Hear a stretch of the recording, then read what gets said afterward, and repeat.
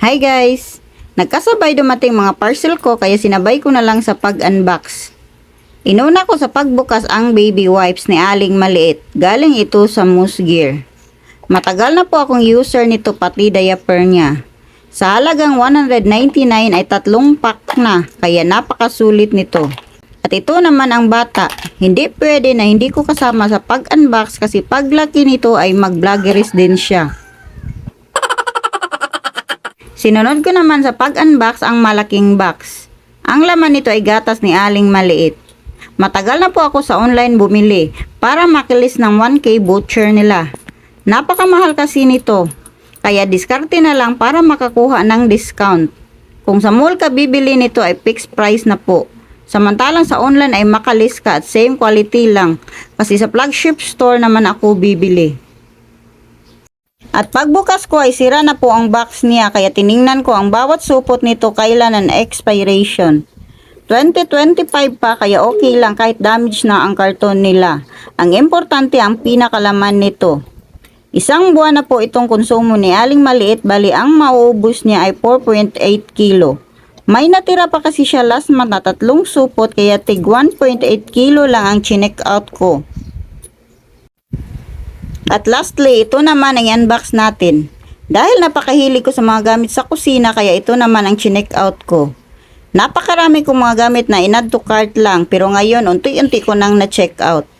Puti sana ang in-order ko dahil team puti tayo pero naisipan ko na mas maganda na may accent na ibang kulay kaya itim ang in-order ko. Desk Drac Diner po ito. Ang nagustuhan ko dito ay minimalist design lang. Kaya kahit maliit lang ang space ay pwedeng-pwede. May kasamang manual kaya madali mo lang masundan sa pag-assemble nito. Although, hindi naman po ito mahirap buuin kasi sanay na akong mag-assemble ng mga gamit sa bahay.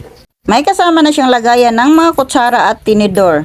4 slots po ito. Meron ding lagayan ng mga kutsilyo kahit ano-ano pa. Merong butas ang pinakailalim niya para madrain ang excess water. Meron ding hook na pwede mong sabitan kahit anong gusto mo isabit. Ito ang pang second layer niya na lagayan ng mga plato. At ito ang lagayan ng mga baso. Sa ibaba po ito dapat nakalagay kasi dito natin i-hook ang second layer nito. Ito ang pinaka-tray niya. May kasama ng dish drainer na parang alulod para diretso na lang ang tubig sa lababo natin. At adjustable din siya depende sa haba na gusto mo. At ganito mo lang i-assemble. First, ipatong lang siya sa pinaka-dish drainer niya. At i-hook mo ang pang second layer sa gilid. Magkabilaan ang pag-hook nito at pagkatapos isabit mo ang lagayan ng mga kutsara.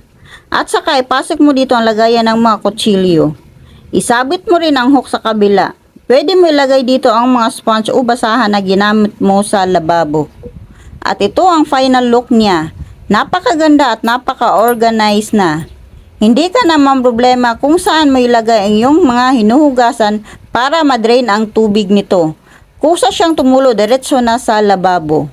Kung gusto mo, ang link nasa comment section. Yun lang, salamat.